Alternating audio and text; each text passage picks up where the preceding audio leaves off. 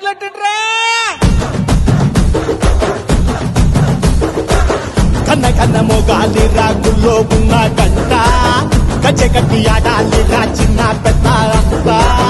అమ్మవారి ఊరేగింపు అచ్చం కన్నుల పంట రంగరంగ వైభవంగా రంగులు చల్లాలంట అమ్మ డంగురు డంగురు డంగురుమా అమ్మ అమ్మోరు డంగురు డంగురుమా అమ్మ డంగురు డంగురు డంగురుమా